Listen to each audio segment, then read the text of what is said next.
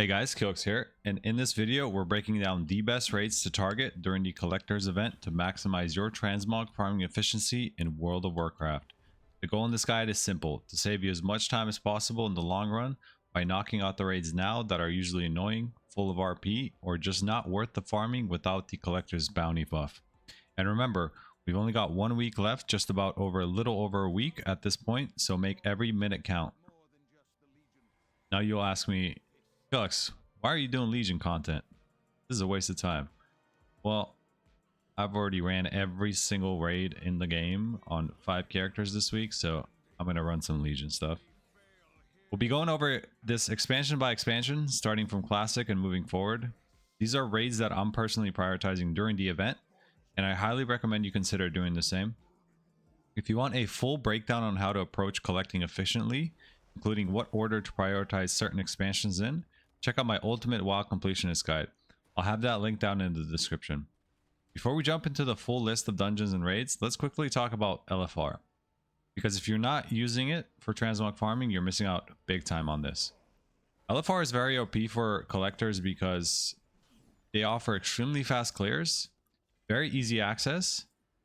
Most LFR NPCs are located near portals or capital city hubs.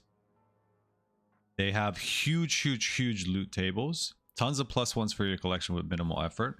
You can farm LFR so quickly that you'll hit the instance cap per character very fast, which is 10 per hour at the moment. Now, you'll want to rotate between characters on different realms or use a second account to keep farming while your main account is locked in. Don't rush clearing LFRs if you're only doing it on 1 or 2 characters. Take your time. Don't worry about running LFR's wings in specific order as well. Just use a general rule of thumb. Just move on once you're about 90% complete with the wings appearance. Now, there's a special note for Nyalotha and BFA. The queue for Nyalotha LFR wing, you must have the BFA legendary cloak equipped. Without it, the queue NPC won't even give you the option to queue for it. I'll have a full LFR access guide linked in the description below, including how to find every NPC and which raids are worth prioritizing, or how to acquire your BFA legendary cloak as well. For Classic, we're going to start with Molten Core and Blackwing Lair. AQ40 can be added into this as well, but being able to mount inside this raid makes it far less annoying. So that's all we're really going to target here is Molten Core and Blackwing Lair, because there's an absurd amount of walking in here and certain RP elements as well. For Burning Crusade, we're going to do just Karazhan, Mount Hyjal, and Black Temple. Remember to use your... If you've done keys in the past and you've timed a pretty high key during Legion keys, remember to use your Hero's Path Legion Karazhan teleport to instantly teleport you on that character. Remember guys, if you have any sort of dungeon key teleport, these are character specific cooldowns. So if you hop between characters, you can instantly use this again. Although every raid in this expansion is worth targeting, I'd focus on these 3 because they are just simply the most annoying. I'd focus on Karazhan, Mount Hyjal, and Black Temple. You can also run Gruul's Lair and Magtheridon's Lair. They're extremely fast and they give you tier tokens. And tier tokens in this raid are extremely rare. But for the most, and the Eye as well. The Eye has some long RP on the last boss, so the last boss would be a good boss to target. But I would hard focus on Karazhan, Mount Hyjal, and Black Temple, as these are arguably the worst raids to grind in this dungeon. Okay. For Wrath, I would focus on 10-mans first. Completing 10-mans in Wrath is extremely cringe. Normally they only drop 2 pieces of loot, and they have an absurd amount of loot, like a ridiculous amount of loot. Okay. When farming the Wrath, keep in mind with Nax, guys, this only applies to Nax. I haven't seen any other one that it applies to. But remember with Nax, when you're farming 10 and 25 man difficulties, they track boss kills separately for any uncompleted wings. What this means is that if you've already cleared 2 wings on 10 man but left the other 2 untouched, you can switch the raid difficulty to 25-man and kill the remaining 2 wing bosses there on 25-man. You'll get 25-man loot from those bosses even in the same exact weekly lockout. So always make sure you're ping-ponging between the difficulties for Nax, okay? It'll help speed up completing that raid very, very much. We're going to focus on Nax, Trial of the Grand Crusader, Trial of the Crusader in this case, sorry, on 10-man or Heroic. We're also going to focus on Onyxia's Lair, specifically on 10-man. Okay, for some reason, Onyxia loot is like, some of it is extremely rare. I think I've killed this boss like 130 times and I still need like 6 or 7 items. We're going to target ICC for the sheer massive amount of tier tokens that you need on every single class. Keep in mind, all these tier tokens are war bound account wide, so you can grind them on the same characters over and over and over when you don't have a lockout on them, and just send the transmog pieces to your alts. Keep in mind the tier tokens have 3 pieces of mog attached to them, okay? They have the normal gold required mog from the vendor, then they have the normal tier, and then the heroic tier. Make sure you are equipping every single piece of tier that you're receiving before you upgrade it or trade it in for another piece of tier, okay? Because you will lose the previous tier if you don't do this. So if you buy the vendor gold transmog and you upgrade it to the heroic one, and you don't equip the vendor gold one, you will lose the vendor gold one, and you will only keep whatever you equipped, okay? So make sure you're equipping all these tier tokens when you're buying them. We're also gonna do Ruby Sanctum as well. It's a very quick raid, but it has a very big loot table on 10-man, so you want to spam 10-man. For Cataclysm, we're really only going to focus here on Blackwing Descent, and you can pair this up with your Molten Core and Blackwing Lair runs as well, because they're in the same area, so you're going to want to do that. And we're going to focus on Firelands and Dragon Soul, simply for the amount of tier tokens that you're going to need from these raids are absolutely massive, okay? You need an absurd... Look, I still need tier tokens from Dragon Soul, and I've done this raid an absurd amount of times. For Dragon Soul, what I would do is I would focus on getting every single item from Spine and Madness on every single difficulty, and then moving on to a different raid, and then coming back here later to farm the first 5 bosses at a later time. For Mop, what we're gonna do is guys, this expansion is a little bit ridiculous with raid transmog, but if you're serious about collecting every transmog appearance, Throne of Thunder is arguably the most important raid to prioritize during the Collector's Bounty event, and it is arguably the hardest raid to complete aside from Siege of Orgrimmar Garrosh Shoulders, right? Or like Zakul Shoulders or something like that, or Teshalak, right?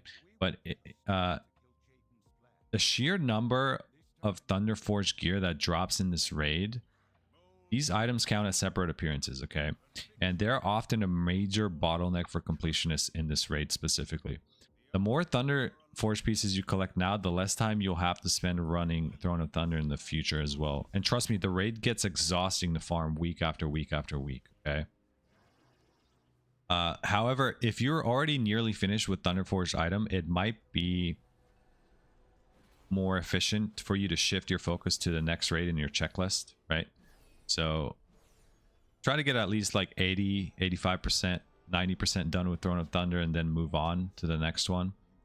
Now, Siege of Orgrimmar has 4 full difficulties, okay? LFR, Normal, Heroic, and Mythic.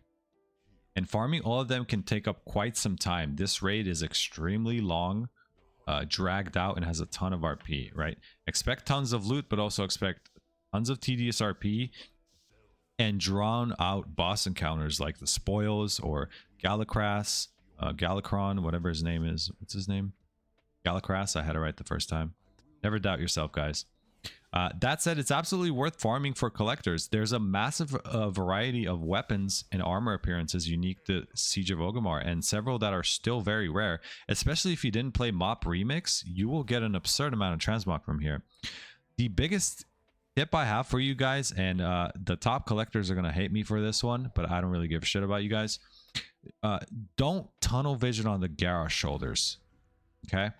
Yes, the Tusks of Manaroth from Garrosh are iconic, and they're extremely rare and everybody wants them, but unless you're nearly finished with every other raid and dungeon transmog in the entire game, farming these non-stop hours and hours and dozens of different runs every week non-stop can actually slow your overall progress as a collector tremendously. Okay, so don't hard tunnel vision on the shoulders. For WoD, this one here, we're not really going to focus on High Maul. High Maul is a very, very chill and fast raid to run, so always hit it up later. It's not that imperative to grind it out now. We're going to focus on Blackrock Foundry, specifically finish the Blast Furnace wing on all difficulties, and then move on to the next raid. This is the only annoying part in this raid, is the Blast Furnace area, because of that boss is very annoying.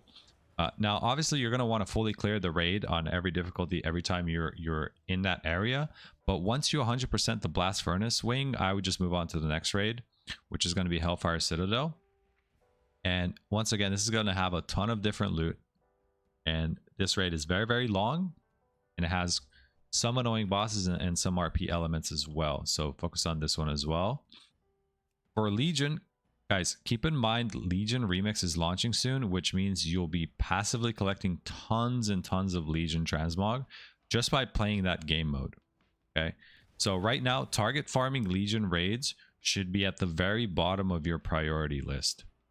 During the Collector's Bounty event, Legion raids are absolutely worth doing at least once or twice per difficulty, simply because they offer a massive amount of transmog appearances, and you can quickly rack up dozens of +1s on your collection with very, very, very minimal effort. Okay, just by running the raid once or twice, you'll get a majority of the transmogs during this event. The other raids that we're going to focus on in Legion as well, just because the sheer amount of loot pool from every single boss, is going to be Nighthold. Nighthold has some bosses that have like 20 different pieces of loot, which is absolutely crazy. And then we can do Tuma Sargeras as well, and Antorus. I would run these raids at least 1, 2, or maybe 3 times on every difficulty, and then after that I would completely stop focusing on them. Right? Because there's just an absurd amount of loot from every single raid, and you want to try to get those +1s during this event, because you're going to get a majority of them during this event. Okay, but if you want to completely ignore Legion, that's fine. You can completely ignore Legion, because it is going to be more effective to grind Legion during Legion Remix. Okay, for BFA, we're going to focus on 4 raids here. Right, we're going to do Uldir, simply because Gahun is arguably one of the most annoying bosses right now in Legacy raids, especially on Mythic. I would say this is probably the most annoying boss, because every other annoying boss in the game has like AFK RP time, so you can just AFK. This one you have to actually specifically do things for. The next raid is going to be Battle of the Zarlar, because there's a ton of RP and a ton of walking in here, and we're going to ignore Crucible, because Crucible is very, very fast, and you can do this later, and there's not that much loot in there. The next 2 raids are going to be Eternal Palace and Nyalotha, and these raids are going to be equal in value, simply because they're both like about the same size, and they both take about the same amount of time to clear, and they both have about the same amount of loot. So just alternate between which one you want to do in this these 2. For Shadowlands, it's not going to be... There's only 3 raids in this one, but all 3 of these raids are massive. And the other thing about these raids, guys, is these drop so much like tier tokens and weapon tokens and stuff, that it is arguably one of the best expansions to target right now with this collector's buff, right? Like Castle Nathria has an absurd amount of weapon transmog tokens that drop here, and you need so many of these, right? And the way these tokens work, guys, is every single class in the game can buy every single weapon transmog in the game, but only with their specific class tier token, right? So if you get, if I get the appropriate tier token right now, right here, this Pally, Warrior, Priest, Monk, Evoker one, I can go on my Pally or any of those classes and buy any of the transmog weapons I need. Even if I can't use it, I can still buy it and learn it.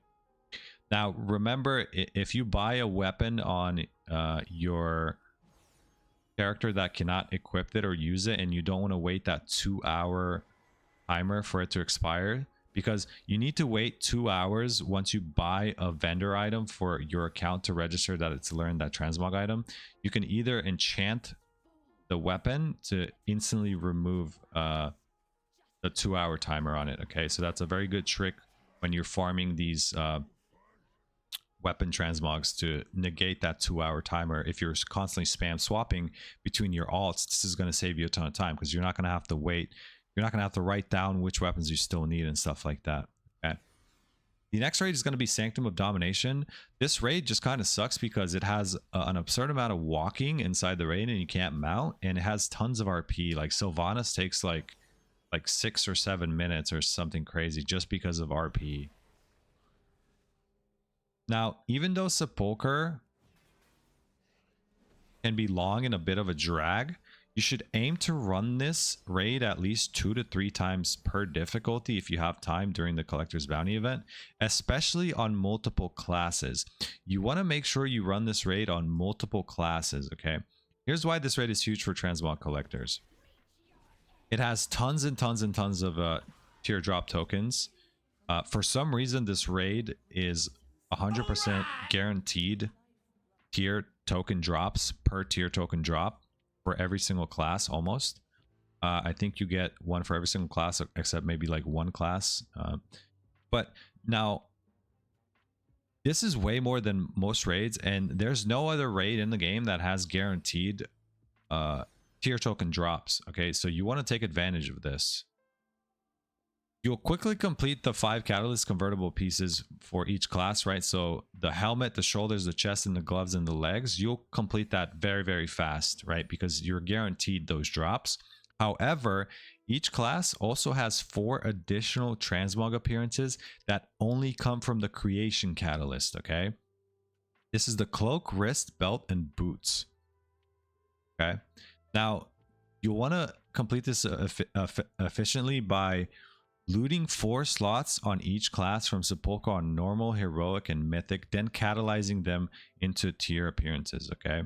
So make sure you're swapping between different armor types and classes to scoop up every token and fill out your sets. I think Sepulcher has 12 classes that can get tier tokens. Correct me if I'm wrong, but I think it's 12, right? So you'll want to, for example, I'll want to fully clear the raid on every difficulty. LFR does not have catalyst pieces and tier tokens, so you're good on that. But you'll want to I'll want to fully complete normal, heroic, and mythic on my paladin. Okay, so LFR does have the tokens, but I don't think LFR has the catalyst for some reason. But you'll want to fully complete every single raid, normal, heroic, and mythic on my paladin, and keep all the loot in my bags. Don't vendor it, and then go to the creation catalyst, which is right outside the area as well. It's in Shadowlands, center at Mortis. The creation catalyst is right here, all the way south in the catalyst gardens, so it's right next to the raid as well.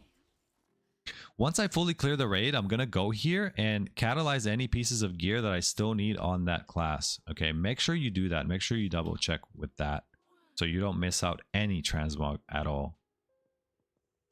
Guys, that wraps up my list for the most efficient transmog raids to run during the Collector's Bounty. Again, the whole point here is to clear out the time wasters, the RP heavy raids, and aim for the massive amount of tier token raids, and just finishing the frustrating raids, right? Like while the drop rates are boosted and everything is moving faster, just getting those +1s much faster than normal. Okay, If you finish these during the events, you'll save countless of hours later down the road. Okay, so don't forget, check out my full collector's completionist guide on my channel.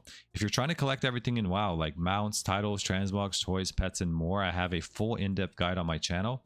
Also, I have a full list of collector add-ons I use in my Discord, so don't forget to join and check those as well. It'll help streamline your collection and save you even more time whenever you're collecting effectively and efficiently. Guys, if this helped, make sure to like the video, drop a comment letting me know what dungeons you hate the most, and subscribe for the more collector focused content that I'm posting right now. Check out my Twitch, twitch.tv/KillerKTV. I'm always live when I'm gaming, and I'll be live tonight. Thanks for watching, and I'll see you in the next one.